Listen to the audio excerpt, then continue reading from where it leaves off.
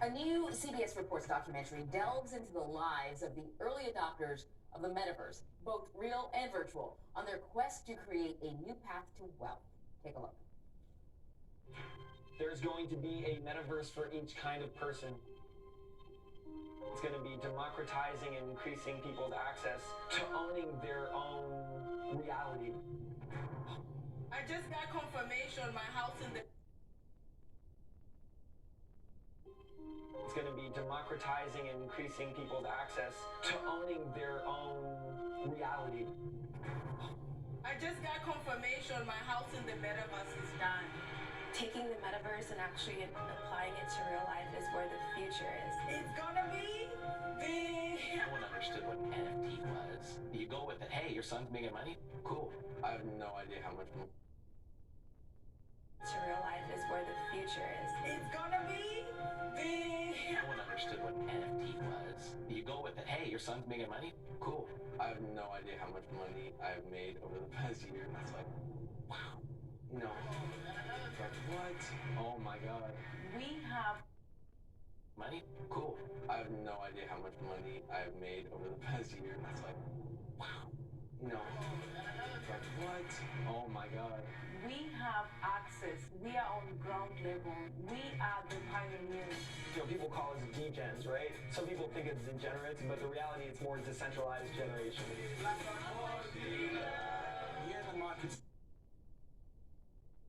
Are the pioneers. You know, people call us degens, right? Some people think it's degenerates, but the reality it's more decentralized generation. Yeah, the market's down, but it's gonna bounce back. At the end of the day, we just know how bounce is gonna be sweet. It's crypto. We can kind of make a splash with announcing our new office in the metaverse, right? Love it. We can change the culture of what tech means. Welcome to the metaverse.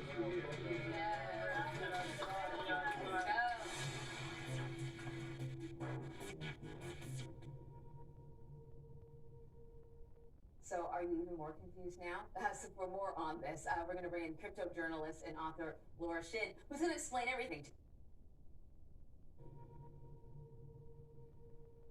So are you even more confused now? So for more on this, we're going to bring in crypto journalist and author Laura Shin, who's going to explain everything to us thoroughly. Thank you so much for joining us. You know, I think part of the confusion when that people have when they talk about the metaverse is that, you know, that phrase, the metaverse, makes it sound like it's one thing, but it's actually not. And then Mark Zuckerberg came out and changed the name of his company to Meta as a nod to the future, the metaverse that he's going to create. So can you just explain what the metaverse is? Is it the same thing that Mark Zuckerberg's talking about? Well, so you're right that the term is not actually well defined, and it's probably, at the moment, more accurate to say that there are multiple metaverses. But even all of them are so nascent that really, when people talk about the metaverse or any of these metaverses, they don't even really know what they're talking about because it's being built. And there's just a lot of speculation going on, but people don't really know how it's going to develop and what's actually going to happen. Right. So, but then you have these early adopters here who are throwing their time, energy, and their money into it because they're convinced that everyone else is going to eventually buy into this. Why are they so convinced of that? Well, it is true that this is a fundamental change in the internet and it's revolutionary and it probably does hint at what the future of our internet's going to be. And we're already seeing glimpses of that because is a fundamental change in the internet and it's revolutionary and it probably does hint at what the future of our internet's going to be. And we're already seeing glimpses of that because people have experience now with things like Bitcoin and Ethereum or other crypto assets where they realize, oh, we can actually own digital assets in a way that wasn't possible back in earlier phases of the internet where we were just owning copies of photos or just copies of emails or copies of ebooks or whatever it might be, or if you owned video game objects, they were actually ones that you couldn't take with you to other video games. But now with NFTs, with blockchain-based technologies, we can actually truly own our digital assets. And so the promise of this metaverse or these metaverses is that you can then take them from world to world, just the way in our everyday life, we can own objects and take them with us as we go about to different places. Okay, that sounds good. but it's clear that things are in their infancy. So what does the metaverse look like in a year or 5 years? Or are we really talking about 20 places? Okay, that sounds good. But it's clear that things are in their infancy. So what does the metaverse look like in a year or 5 years? Or are we really talking about 25 years? So this question is so hard to answer. What I will say is that right now, what I'm seeing is that a lot of people are investing in things such as real estate or fashion. You know, your question is so hard to answer. What I will say is that right now, what I'm seeing is that a lot of people are investing in things such as real estate or fashion. You know, your avatar in the metaverse. Or gaming, again, because I think a lot of gamers actually have felt that, you know, they become attached to these objects that they use in these virtual worlds and they would like to carry them from place to place. Now, the interesting thing is, because I think a lot of gamers actually have felt that, you know, they become attached to these objects that they use in these virtual worlds and they would like to carry them from place to place. Now, the interesting thing is that for things like even actually have felt that, you know, they become attached to these objects that they use in these virtual worlds and they would like to carry them from place to place.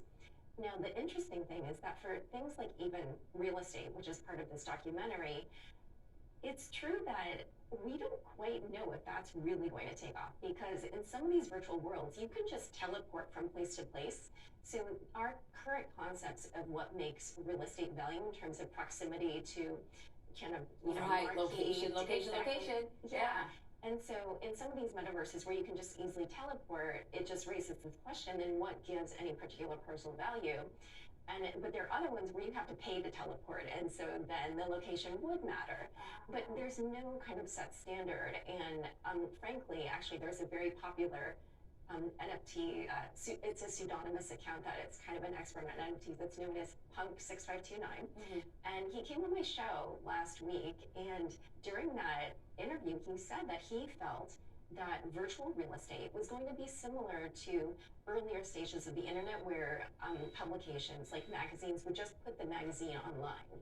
And he felt that that was not really where this is going to go. And so he was actually kind of negative on virtual real estate in general as a concept, which was interesting. Yes. Well, that is fascinating because we're talking about it like it's the real estate we have now. Like you have a condo with an incredible view, but it's virtual. That view could change. I mean, the condo could be small or as large as, you know, a developer wants it to be. It's just not the same parameters.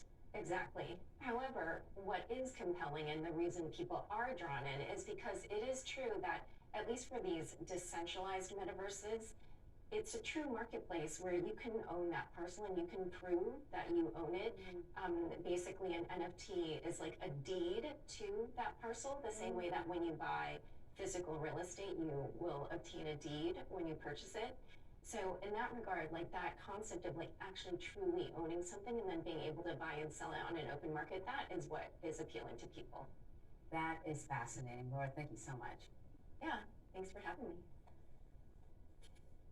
You can stream Welcome to the Metaverse this Sunday at 8 p.m. Eastern on CBSNews.com or on the CBS News app.